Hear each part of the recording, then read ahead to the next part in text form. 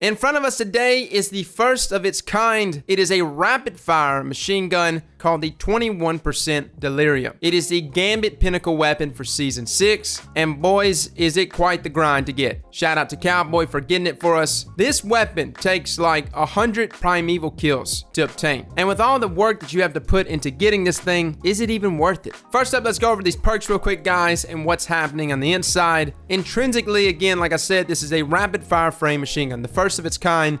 It has deeper ammo reserves, slightly faster reload when the magazine is empty. That deeper ammo reserves is really nice, considering how much ammo you're probably about to be chewing through with this weapon. I mean, it eats it, boys. Now, our barrel perk here is polygonal rifling. It seems like every pinnacle weapon we have reviewed has polygonal rifling on it for some reason. Even Bungie has a favorite barrel perk. Now, moving on to the magazine perk, it's extended mag, which greatly increases that mag size. It does drop that reload speed down, but as you can see there by default, with the extended mag, we have a max size of 102, which is pretty hefty. Now, our first trait here is called Overflow. Picking up special heavy ammo reloads this weapon to beyond normal capacity. I believe the max magazine size we can get here is like 204 to 205, and that's if you pick up special or heavy ammo. What that means is if you happen to have heavy ammo in your reserves and you pick up some special ammo, it will automatically bump up that magazine, regardless of whether or not you have your heavy weapon out or not.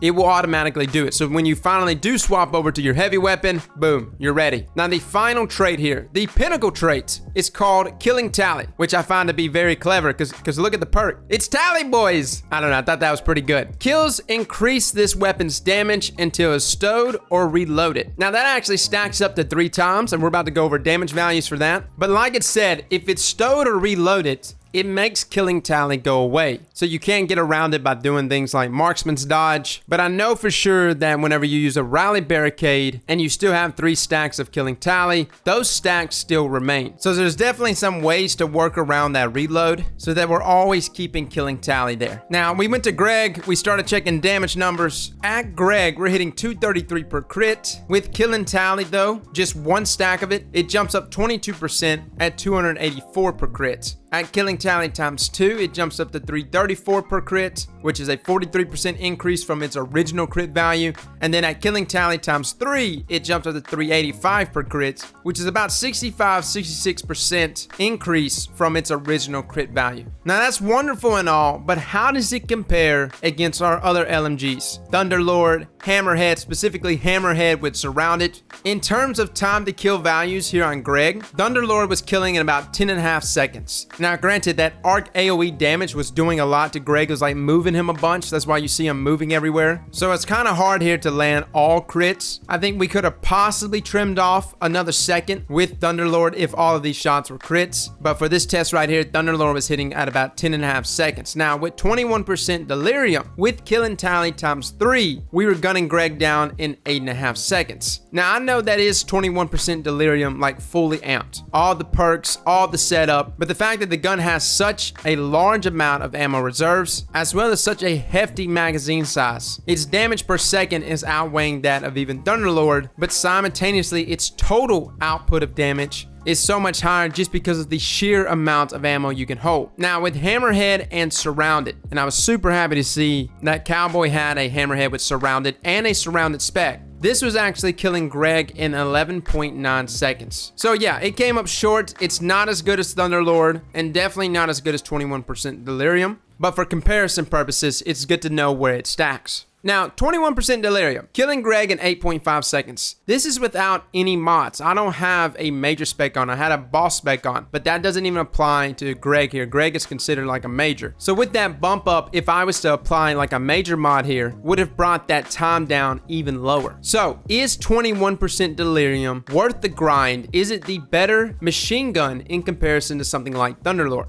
Well, number 1, it's not an exotic, so it's not taking up your exotic slot. Number 2, it can also take mods. So depending on what you're going against and depending on what you're trying to do with that machine gun, it could be better utilized. Now, the cons though, 21% Delirium is a rapid fire machine gun, meaning it is a little less manageable. The sucker is a bullet hose. Now, granted, you have so much ammo in front of you, especially if you have something like taking armaments. you have so much ammo that you can expend as much as you want for the most part. But comparing it to the other machine gun archetypes, it is more difficult to manage. Another thing, Thunderlord is still the better machine gun when stacked against 21% Delirium all on its own. What I mean by that is if you don't set up 21% Delirium to get killing tally times 3, or at least something like killing tally times 2, it may not be worth using over Thunderlord if you're just going off of which machine gun is the better weapon to use here. Thunderlord doesn't require any setup, whereas 21% Delirium does. And in certain events, you might not have the ability to get that setup. There might not be ads in front of you. Now, in something like Gambit Prime, or even in something like Gambit, this is perfect, especially Gambit Prime, because you got the envoys that spawn, you have all the ads that spawn, gunning them down, getting the stacks right then and there before going ham on the boss is not hard to do. So overall, guys, 21% Delirium to me is definitely a machine gun worth going after. In terms of just clearing mass amounts of ads, chewing through majors, if you're looking for the better machine gun to do that with, Delirium, especially with killing tally, can do that. Now, granted, in terms of like raw DPS,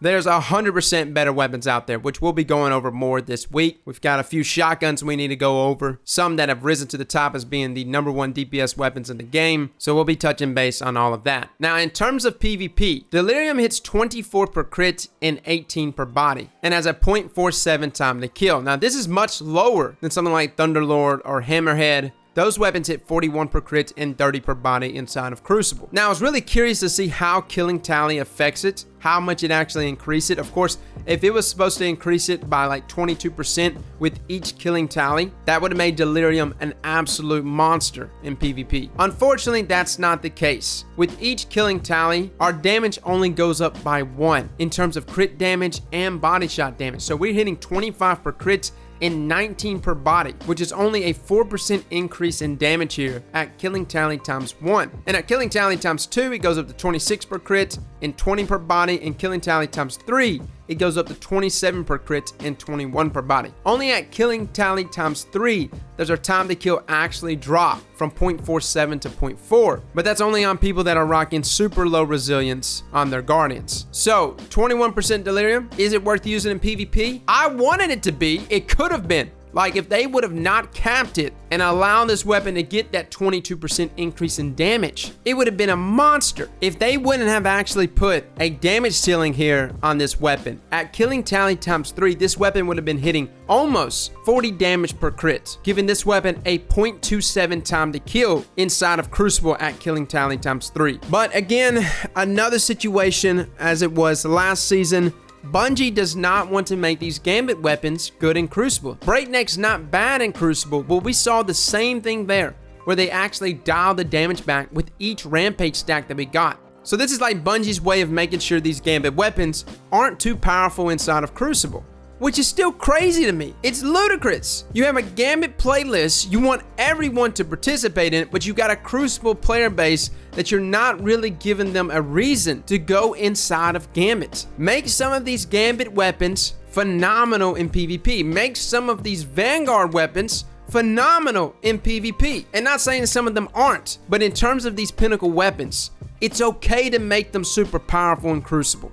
No one's going to be mad about that. If I happen to pick up 21% Delirium after grinding and killing 100 Primevals, by God, I want it to be good in everything. And the same with Breakneck. There's no reason for the damage there to be dialed back with each Rampage stack, just because the rate of fire there is being increased. It's a Pinnacle weapon, it was hard to obtain, and it's okay for the weapon to be good at killing Guardians as well as killing ads. This is how you get the player base engaged across all of your different playlists. So again, that's kind of my ramble on that one, boys. I'm tired of seeing Gambit weapons that require a lot of grind being dialed back inside of Crucible. I don't know what kind of player you are, but I have never been married up to one playlist. I have never been married up to just PvP only. I spread myself amongst everything inside of Destiny, and to me, that's what makes the game enjoyable. Like I said the other day after reviewing Oxygen, it's a beautiful thing to pick up a weapon that's supposed to be PvE focused and it be phenomenal inside of PvP. And that results in spurring the entire PvP player base to participate in that PvE activity. So guys, that is 21% Delirium. A great machine gun inside of PvE. It kills ads, it wrecks, good magazine size, good Pinnacle perks,